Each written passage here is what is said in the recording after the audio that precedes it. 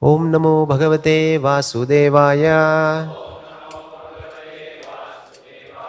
Reading from Srimad Bhagavatam, 3rd canto, 14th chapter, text number 33. Ditistu vriditayena, ditistu vridita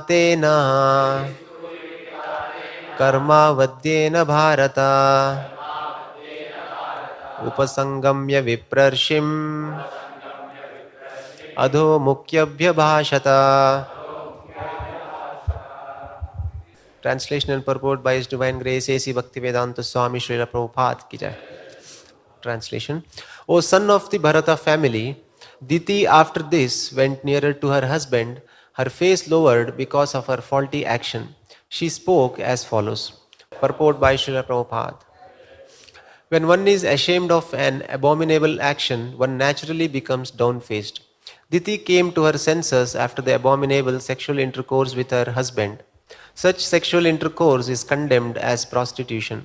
In other words, sex life with one's wife is equal to prostitution if the regulations are not properly followed. Thus ends the Bhaktivedanta purport. Now we see that after Diti induced Kashyapa Muni to satisfy her sexually at the wrong time or the prohibited time, after the forbidden act, she was feeling ashamed. So, O son of Bharata family, Diti after this went nearer to her husband, her face lowered because of her faulty action. She spoke as follows. So, this is the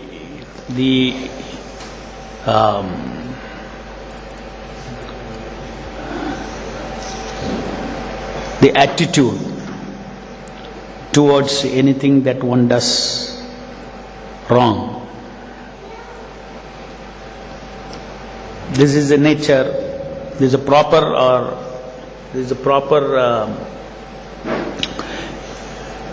attitude of a person who is progressive in spiritual life. Every member of the Vedic culture is expected to be very much aware that the purpose of life is to progress spiritually.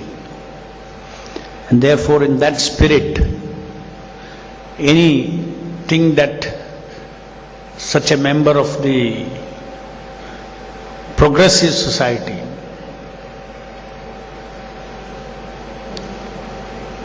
any act that is violating the principles of the scriptures or violating the principles of civilized life, civilized in the sense, is not the way in which we think today, civilized. After all, Diti was the wife of Kashyapa Muni, yet she felt ashamed for breaking the principle of having the forbidden act at the forbidden time. So this is, just see how sensitive is the consciousness of these personalities in our Vedic Puranas and histories. So, it is not that she is justifying that it's okay, I can, what I did is right. Circumstantially it happened, what can I do? All these things and then rationalize. This is never the nature of a person who commits any acts which is considered to be sin in the standards of our Guru, Sadhu and Shastra. No one can progress in spiritual life if one does not take responsibility for his actions. This is another very important characteristic of a Vaishnava. In fact, the Vaishnava prays that, he doesn't even ask the Lord to excuse him from the reactions of his sinful activities. He asks the Lord, let me suffer for all the sinful activities that I may do, but grant me one thing, that I may not forget you, I may be engaged in devotional service. I may be given great hardships for my mind, for my life, everything, but don't take me away from devotion service, don't take me away from your remembrance. So that is the sense of responsibility that the living entity has got towards any action that he performs. Nowadays, generally everybody preaches that, no, why you are feeling guilty and all this kind of things. See, guilt is something different from feeling repentant.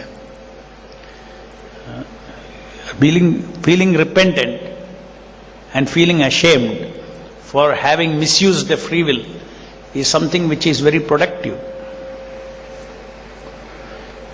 Because he feels a sense of responsibility. Why does a person feel repentance? He feels repentance because he has a very high esteem of his own free will, which is very important. We are characterized by the free will. Every living entity in this material world, the greatest quality is his free will. It is only because of our free will that we have actually even misuse of free will that we have even taken birth in this material world. So everything is created by use and misuse of our free will. Therefore, to feel that I should value my free will, I should utilize it properly. If I don't utilize it properly, or if I misuse it, then I am disconnecting from the totality of existence. That is what this material life is.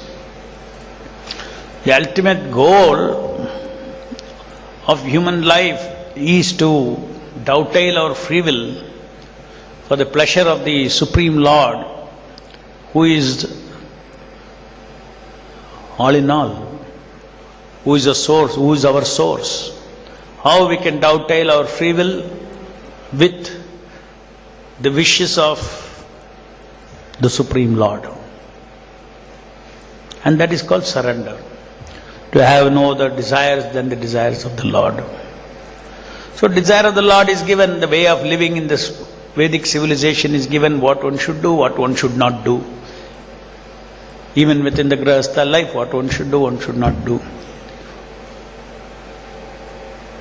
One does not take it very lightly because one understands that these restrictions, the do's and don'ts, are very scientific, and they are given, they are put down for us so that we can accelerate our path to perfection. That is the purpose of this. One does not speculate, this is not serious, this do's is not serious, that don'ts are not serious.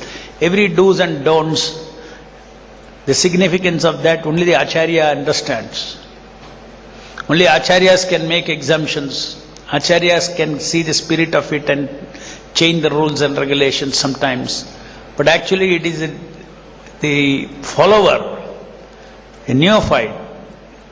He should not go by how he feels about the rules and regulations, how important it is, how not important it is. He has to follow everything as important. And when he is not able to follow, when he fails, repentance is a very powerful process of purification, the Shastra says. Why sometimes bad habits cannot be given up? Because there is no sufficient repentance. There is no proper attitude towards that forbidden act. If you develop a proper attitude towards that forbidden act, then there will be repentance. But that repentance, one's free will get rectified, not to act in the same way next time. If your mind says it's okay, it's okay, it's okay, forever it will be okay. Forever it will be okay. Years or years, decades and decades, bad habits will never change. Never change. So this is a very instructive verse where how, even though she was so much agitated Diti by lust, and demanded her husband for satisfaction, but finally after that became very shameful and repentful. And the result of that was birth of Hiranyakashipu. Demons having sexual intercourse at the forbidden time attracts demons into the womb of the mother. Every action has a reaction. It doesn't go without a reaction.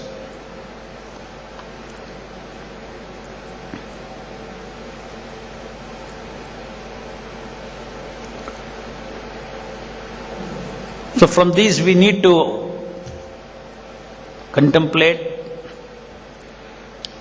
on what is the right attitude towards breaking any regulative principles, breaking any rules that Prabhupada says. Proper attitude should be there. Proper attitude towards a mistake will lead to success.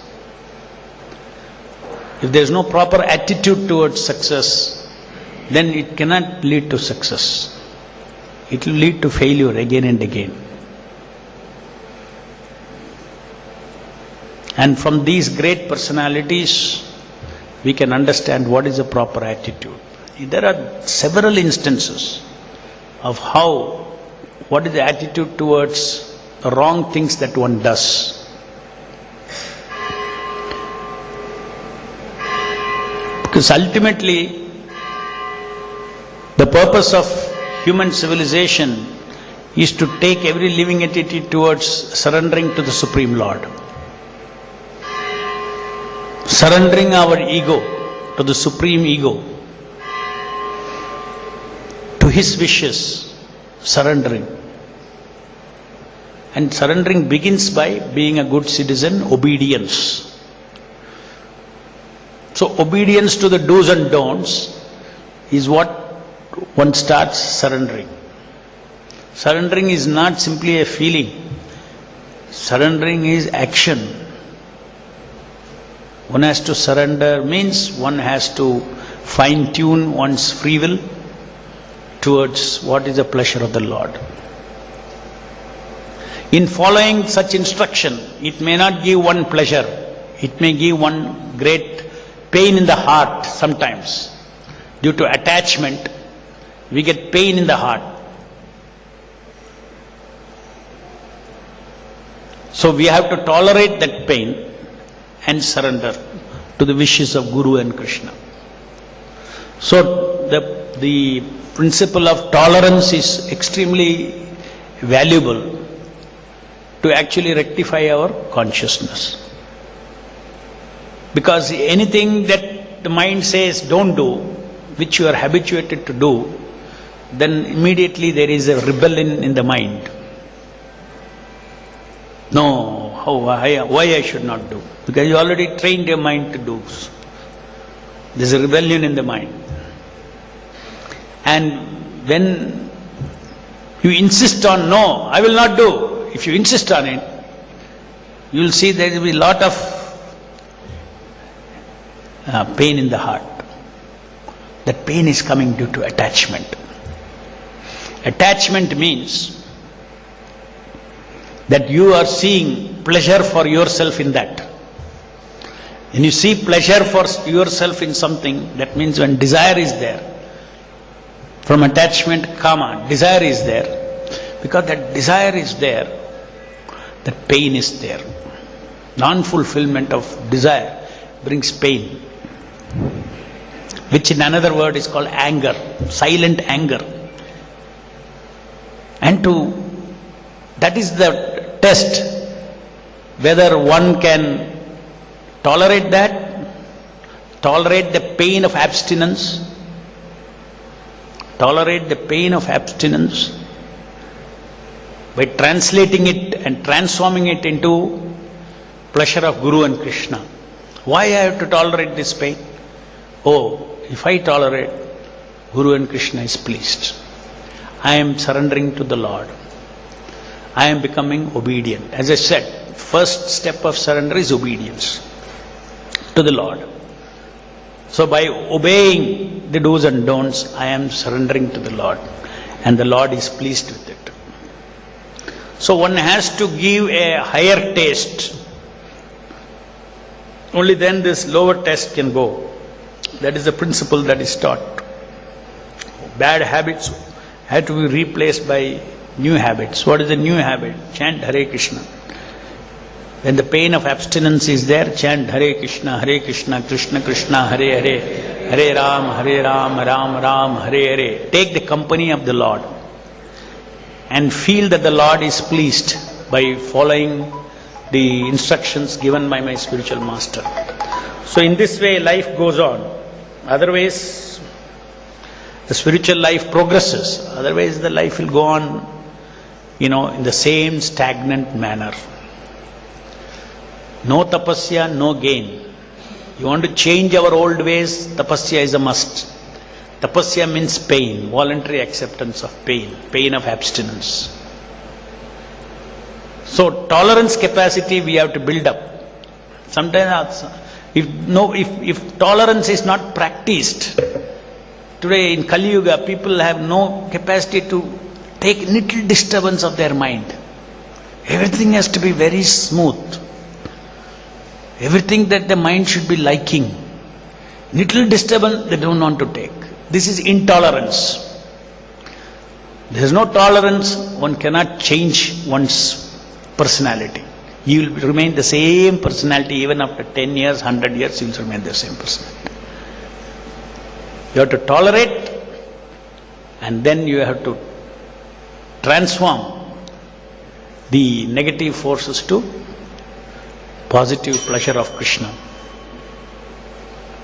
So, in this process, this attitude towards doing wrong, in this process one may not always succeed, because tolerance also is like a muscle. Slowly you build up.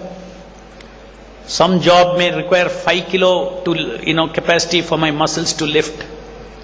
I may require 5 kilos, but my muscle capacity may be 4 kilos. So when I lift, it may fail. So failure is also part of it. What is the attitude towards it, towards failure? That is important. The soul is, one may see, repentance is felt by the soul, and the failure is by the body and the mind. The yantra may fail. The yantra may fail, but the soul is determined, I want to change. The soul wants to follow Prabhupada and Krishna. Yantra may fail. So that's the attitude. Yantra may fail, but I will not give up. I will not give up. So in that spirit one should again and again take up, see the failure and try to go towards as perfect as possible following the instructions of Guru and Krishna. Any questions?